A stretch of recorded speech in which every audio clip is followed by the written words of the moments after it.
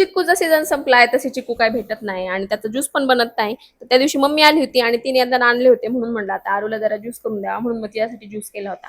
आणि संध्याकाळी गेलो होतो जरा राऊंड मारायला. पण हिला ना नुसतं पाय पाय चालायचं असतं आणि आम्हाला एवढा कंटाळा आला होता असं झालं होतं कधी आम्ही घरी पोहोचते. घरी आलो आणि आमच्या आजीनी आणि हिनी दोघींनी दरवाजातच बसून घेतलं होतं. आता नुसतं पाणी आजीनी प्यायचं नाही, आजीनी त्यासोबत गोळी पण खायचं असतं असं आरूचं म्हणणं असतं.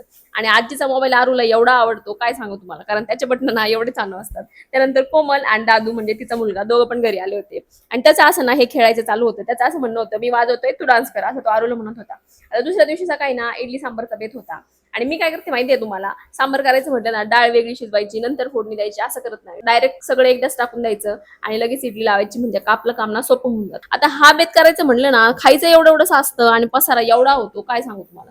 तरी पण म्हटलं जाऊ दे आता बरेच दिवस झाला आपण काय बनवलं नाही तर म्हटलं आता बनवून घेऊ म्हणून बनवत होते. 3 दिवसापूर्वीच इडली केली होती पण पीठ थोडं होतं म्हणून थोड्याच इडल्या झाल्या होत्या, त्या काय कोणाला पुरल्या नाही म्हणून म्हटलं आता जाऊ द्या, पीठ जरा जास्त भिजवते आणि जास्तच करते म्हणून मग आज दिवसभराचा बेत ना इडलीचाच होता.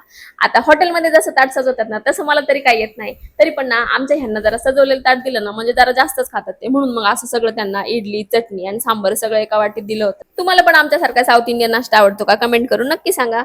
भेटू आता उद्या, तोपर्यंत टाटा.